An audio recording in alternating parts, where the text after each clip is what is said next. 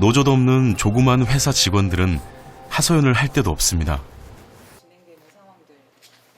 그래서인지 요즘 노동상담소에서는 최저임금 인상과 관련된 상담이 부쩍 늘었습니다. 저희가 상여금이 250%인데 150%를 삭감하고 빨간 날을 전부 다 연차로 처리하겠다. 이런 내용으로 공고를 일방적으로 붙였더라고요.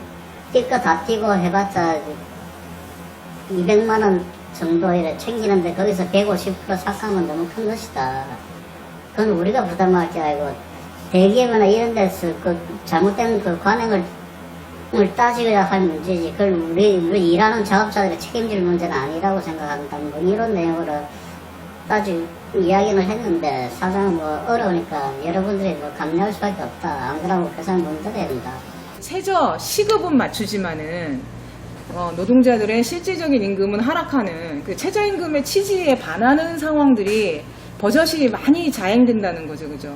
작은 사업장의 노동자들이 일단 먼저는 제일 문제는 스스로 위축돼 있습니다. 연장 근로를 많이 해서 임금을 가져가는 형태이기 때문에 잔업에 불이익이 있습니다. 잔업을 안 준다든지 회사에 뭘 물어보거나 회사에 계속 어떤 문제 제기를 하거나 이러면은 일을 많이 시키는 경우도 있지만은 잔업이나 특근을 안 줘서 임금을 많이 못 가져가게 하는 그런 불이익들이 많이 있거든요. 그러다 보니 공장 내에서 노동자들이 자기 의사를 표현하기가 쉽지 않아요. 그리고 노동조합이라도 있으면 노동조합이 회사와 협상을 할 수 있겠죠. 근데 그것조차 지금 없는 데고. 최저임금법을 위반하면 사법 처리까지도 가능하지만 대부분은 시정 조치로 끝납니다. 또 최저시급을 올리면서 상여금이나 수당을 깎는 등의 편법을 쓴다 해도 이를 규제할 제도적 장치는 마련돼 있지 않은 게 현실이죠. 경기도의 한 미용실. 요즘 송미연 씨는 일이 즐겁습니다. 최저임금을 받으며 일을 하고 있었는데 올 초 최저임금이 인상되면서 월급이 많이 올랐습니다. 지금 받는 월급은 158만 원 정도. 전에 비해 20-30만 원 정도 오른 금액입니다. 제가 적금을 들고 있는데 그 적금 액수가 늘어났어요. 용돈이 올랐죠. 제가 쓸 수 있는 그게. 대신 사장님의 부담은 월 150만 원 이상 늘었죠. 크게 좀 달라진 거는요. 저희 미용실에 이제 취업하려고 입사 지원하시려는 분들이 좀 많이 생겼다는 거. 작년에는 조금 어려웠죠. 직원 구하기가. 매출은 작년이랑 지금이랑 비슷한데 급여라든가 사대보험 제가 이제 부담하는 거에 대해서 더 나가기 때문에 그 정도만큼은 일정 부분 줄어든 건 있지만 이것도 그냥 잠깐 아닐까 올해 정도 견디면 또 해결되지 않을까. 최저임금을 올려준 후 구직자들에게 인기가 많아졌다는 미용실. 그만큼 최저임금을 받기가 쉽지 않다는 얘기겠죠. 특히나 젊은 층이 많이 지원하는 아르바이트 쪽은 사정이 더 어렵습니다. 거의 찾기가 힘든 것 같아요. 이 사이트 저 사이트 다 들어가는데 그래도 찾기가 좀 힘든 것 같아요. 알바 자리는 적고 하려고 하는 사람들 많다 보니까 어떻게든 해야겠다는 생각 때문에 그냥 하는 것 같아요. 젊은 층이 가장 많이 고용돼 있는 편의점 아르바이트. 네네. 과연 현실은 어떨까요? 네, 오후 5시부터 밤 12시까지인데 가능하시겠어요? 시급이 얼마예요? 시급은 저희들 최저시급이라고 적어놨는데 거기까지는 다 못 드리고요. 저희들이 최고로 줄 수 있는 거는 6,600원까지 드릴 수 있어요. 또 다른 편의점. 괜찮아. 최저시급 받는 건 없어요. 내가 최저시급을 나만 줬거든, 우리만. 그래, 다른 주위에서 내가 7,000원까지 줬거든. 근데 주위에서 막 그렇게 싸서 그거 주면 우리도 팔을 줘야 되는데 그걸 준다 하면 비싸서 그래 이제 6,500원으로 또 나 찼어요. 실력이 어느 정도인지 봐야 되거든요. 그게 실력 따라 달라요? 일 못하면은 많이 가르쳐야 되니까 좀 수습 기간에는 조금 이제 그런 게 있죠, 아무래도. 6,500원이 나오고 6,000원 정도? 수습 기간에도 최저시급 주셔야 되는 거 아니에요? 저희는 그렇게 하니까, 생각 있으면 오시고, 말면은, 아니면은, 다른 데 보시고, 그러면 돼요. 따질 거 없이. 최저시급 같은 사람이지.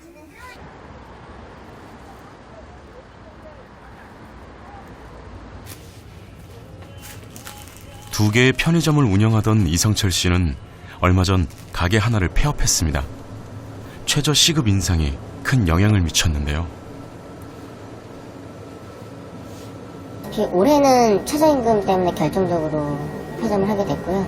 이점포도 그렇고 저점포도 그렇고 적어도 월 인건비만 해도 100만 원 이상이 넘어가 버리니까 이제 거기서 확실히 체감이 되는 거죠. 이제.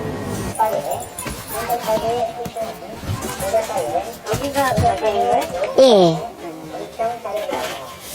이거 얼마나 됐어요? 여기는 2015년 8월부터 했습니다. 닫은 지가 얼마나 됐지? 닫은 지는 이제 한 이번 달 4일부터 닫았어요.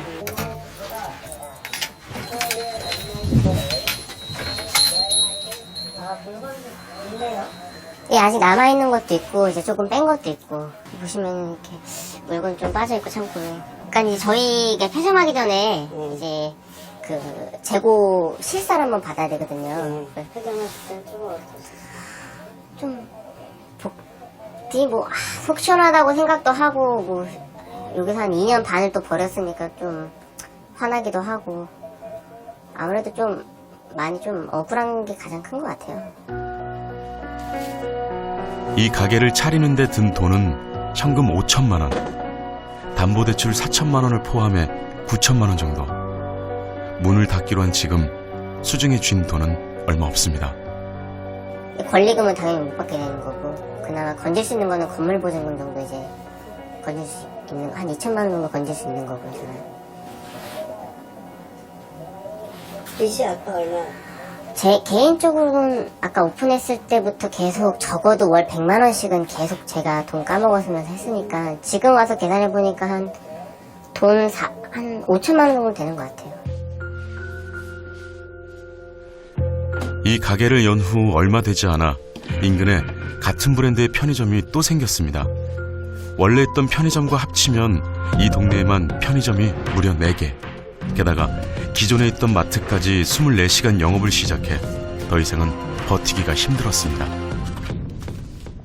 저 오픈하고 얼마 뒤에 본사 쪽에서 저기서 오픈을 시켜버렸는데, 처음에는 그 250m 조금 벗어나요. 저희 이제 법적인 거리가 250m인데 벗어나니까 당연히 법적으로 문제가 없다라고 해서 저쪽 아까 보셨겠지만 양쪽으로 있고 큰 슈퍼가 이렇게 있어요. 그러니까 가격에서 밀리니까 저쪽에서 이제 가격을 다운하기 시작한 거예요. 프랜차이즈 편의점의 구조적인 문제 때문에 편의점 사장들은 돈을 벌기가 쉽지 않습니다. 개인의 노력만으로 인상된 최저시급을 맞추기가 어려운 게 현실. 안 그래도 간신히 버텼는데 한 달에 100만 원 이상 늘어난 인건비가 결국 발목을 잡은 거죠.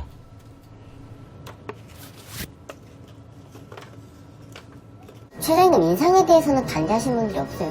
인상에 대해서 반대하는 부분이 없는데, 너무, 그러니까 편의점만 놓고 보더라도 여기 있고 저기 있고 저기 생기고 여기 생기고 하잖아요. 그럼 이거에 대해서 근본적으로 좀 방지책이 좀 있어야 되는데 그런 게 문제인 거지. 최저임금 인상에 대해서는 좀 이번에 좀 너무 빨랐다 싶긴 한 부분이 있어요. 근데 좀 많이 아쉽죠. 좀 저희 같은 경우도 뭐 업종별 차등제를 좀 두자 뭐 이런 얘기도 하고 하긴 했는데 일률적으로 다 이렇게 올리니까 좀 거기도 좀 아쉬운 것도 있고. 지금의 상황에서 최저임금 인상은 영세 자영업자들에겐 큰 부담으로 다가올 수밖에 없습니다.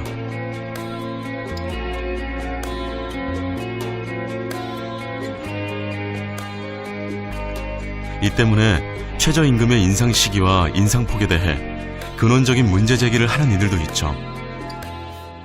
문정부 들어와서 단행했던 16.4%는 우리 경제 현실을 무시한 아주 과격한 인상폭이다, 무리한 인상폭이다. 그래서 후유증이 많을 거라고 제가 국회에 가서도 증언을 했고, 그리고 저는 지금 그 후유증이 나타나고 있다는 거고 주장을 하고 있는 겁니다. 이거 올리기 전에도 최저임금을 지키지 못하는, 그래서 최저임금보다도 적게 받는 근로자가 거의 300만 명이었거든요. 그러니까 근로자의 거의 한 13% 이상이 이거 이하로 받고 있었어요. 그래서 요번에, 그런데 이제 어떤 아주 영세한 산업이 있지 않습니까? 그런 데를 보면 근로자의 거의 30%에서 40%가 최저임금 이하를 받고 있어요. 그러니까 이거 16.4% 올려놨으니까 그러면 그 산업에 종사하는 사업자들은 다 범법자가 되고 있는 겁니다. 대표적인 영세 업종 중 하나인 봉제공장. 김동석 사장도 이 문제에 대해 할 말이 많습니다. 어떻게 이 멀리까지들 방문하셔서 나 같은 경우 작년에 현장에서 공장에서 한 2억 정도로 손실을 봤어요. 4대 보험 다 해주지, 퇴직금 다 해주지, 다른 공장은 그런 걸 해주기 힘든 상황인데 우리는 이제 한 10년 전부터 해주다 보니까, 그 다음에 또 어려운 게 내가 단가를 뭐 다른 데 같이 식당 같이 뭐 1,000원 올리겠습니다라고 올려서 주는 게 아니고 본사나 거래처에서 그냥 주면 주는 대로 받아야 되는데, 이걸 그냥 정부에서 그 똑같은 잣대로 되고 무조건 올려라. 그러면 이 기업이라는 게 크든 적든 모든 사장들은 사업을 영위하는 이유는 그 돈을 벌기 위해서 하는 건데, 우리 조그만 공인들은 그게 아니에요. 돈을 벌기보다 회사가 망하지 않게 하는 게 목표라는 사장님. 한솥밥을 먹은 지 20년이 넘은 터라 직원들도 사장님의 입장을 이해하려 했습니다. 글쎄, 사장님이 어려우시니까 뭐 안 된다면 어쩔 수 없는 거죠. 네. 그래서 좀 어떤 마음이세요? 빨리 줬으면 좋겠어요. 그렇죠. 예. 빠른 시일 안에 해줬으면 좋죠. 예. 정부에서는 최저임금 인상으로 인한 부담을 덜어주기 위해 30인 미만 사업장의 근로자에게 1인당 월 13만 원의 정부 보조금을 지원하고 있습니다. 그 13만 원 받아서 뭐 하느냐는 얘기죠. 내년이면 없어질 정책인데, 그럼 13만 원 받아서 지금은 정부에서 13만 원 주니까 너희들 갖다 주겠다. 그럼 내년에는 그거 까겠다. 기분 좋아하겠느냐고. 안 좋아하지. 솔직히 사장 입장에서는 현재 있는 직원들이 그만둬주면 나는 고마워요. 그게 현실입니다. 내보낼 수도 없고. 그러면 내가 규모를 줄여서 일할 수가 있는데. 봉제 공장은 본사와 거래처에서 정한 일방적인 단가로 회사를 운영해야 합니다. 원청과 하청 간의 불평등한 구조가 개선되지 않는 한 최저임금 인상은 어쩌면 요원한 일일 테죠. 최저임금을 갖고 그 사람들이 살아간다는 건 인간답게 사는 방법이라는 걸 아는데, 그러면 세상이 공평해야죠. 대기업 노조는 연봉 1억씩까지 가고, 대기업에서 근무하고 있는 하청하고 있는 사람들은 똑같은 일을 해도 연봉 3천만 원도 못 가져가는 게 이 세상인데, 대한민국인데 어떻게 하겠냐는 얘기죠. 지금 이제 정부에서 지금 최저임금이라고 자꾸 이렇게 몰아붙이죠. 때문에 일각에서는 우리의 경제 구조를 고려해 좀 더 현실적인 대책을 내놓아야 한다고 주장하기도 하는데요. 제조업 비중으로 보면 대재벌사의 비중이 굉장히 크다는 거죠.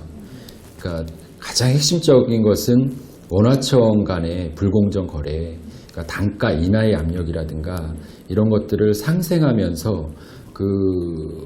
뭐 인건비가 오른 부담이라든가 내지 원부자재가 오른 부담이라든가 전체 재반 비용이 오른 비용을 좀 같이 공동 부담해야 되는데, 마치 최저임금이 올랐기 때문에 그 부담을 그 하청에게 책임진다든가 이런 구조 자체가 좀 해소돼야 되는 게 1차적인 거고요. 산업적인 특수성이나 상황에 따라서 이 최저임금에 대한 부담, 즉 사용자가 져야 할 부담이 특정한 그 영세업체에게 몰린다고 하면 그것은 문제가 될 수 있는 것이어서, 그것이 어떻게 원청에게, 대기업에게 제대로 부과되고 그 책임을 그 대기업들이 분담할 수 있게 만들 것이냐에 대한 제도 설계가 중요한 것이지, 최저임금을 오히려 계속 그 물타기 하고 쪼개고 나눠서 그것을 본래 취지를 손상시킨다고 하면 그것은 제가 봤을 때는 오히려 그 제도의 후퇴라고 보여집니다.